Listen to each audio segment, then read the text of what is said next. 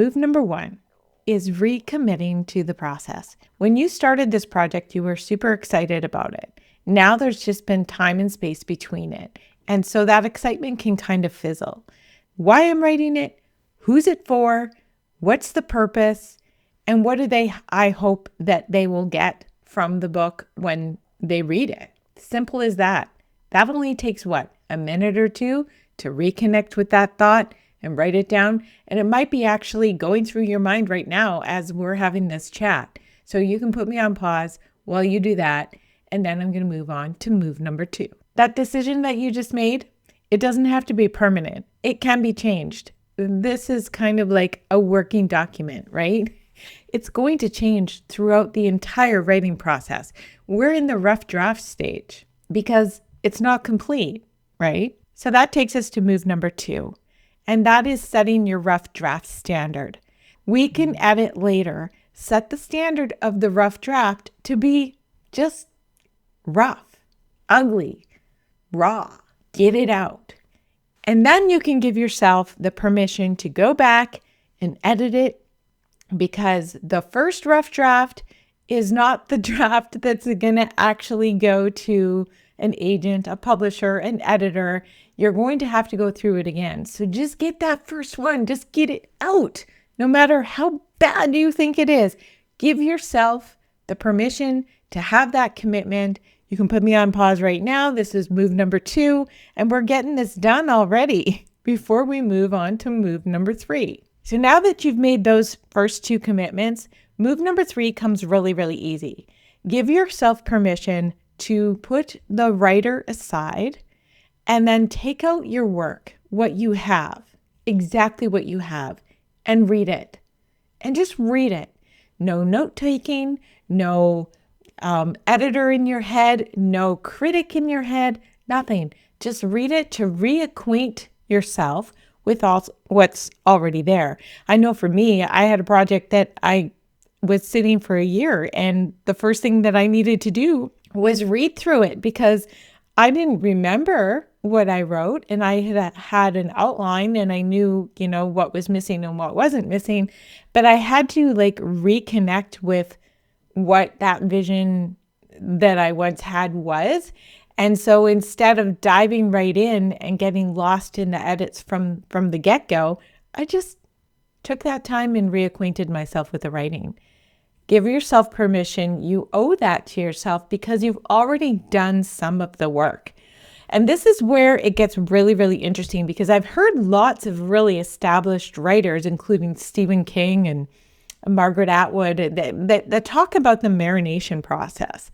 They talk about how you can be working on a piece of work that you have plans to write a book. You get all excited about it. You get a lot of ideas out, and then it just sits and it's marinating.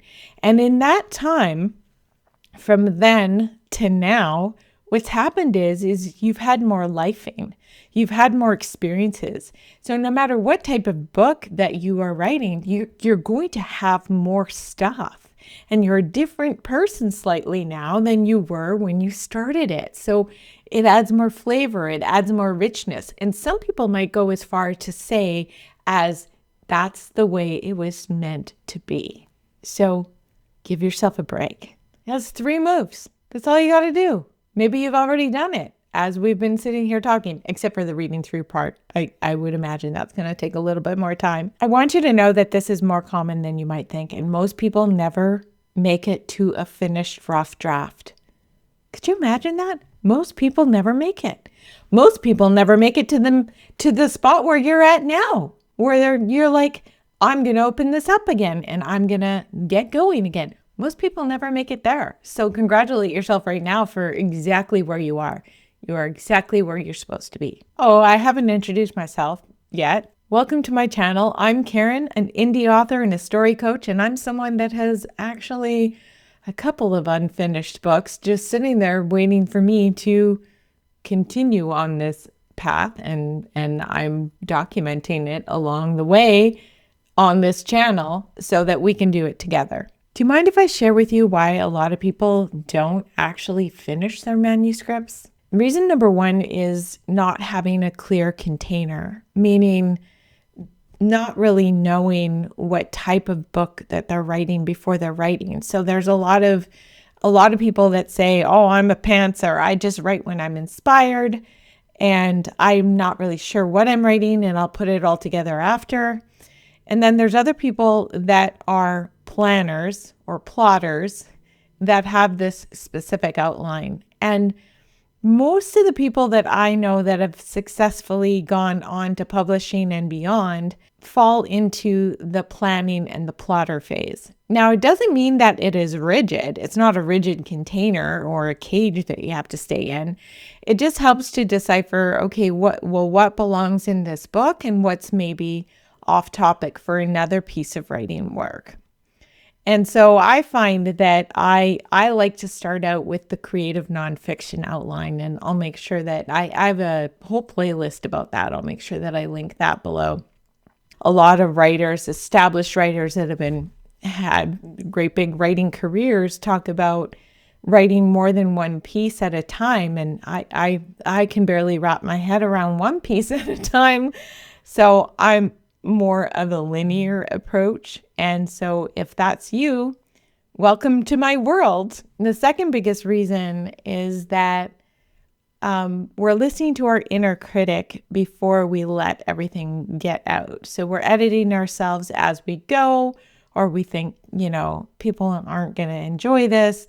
And at some point you have to just ignore all of that and not even worry about editing yourself, and just allow things just to flow through without questioning. I think that that's where they talk about having a writer's flow. And I've certainly had those moments in my writing where I really couldn't tell you where I've been because I've just closed everything off. All notifications are off, all distractions are off, and I'm just allowing whatever to come out onto the page. Sometimes the easiest part is getting out the full rough manuscript, the first draft, and sometimes the hardest part is getting the first draft out. What is it for you? This video is all about unfinished books and restarting what you've already started. But if you need an even more in-depth plan, I did another video where I share with you my whole line of process of step-by-step re-evaluating my work and really getting into the timeline. I even share my spreadsheet. You can screenshot it. I kind of get really nerdy about it. But I'll make sure that that is linked below as well, and maybe the next suggested video on this playlist. I really appreciate you hanging out with me for this long, and I'm curious about what you're writing. What have you recommitted to today? And let's get these books done. I'll see you in the next video. Bye.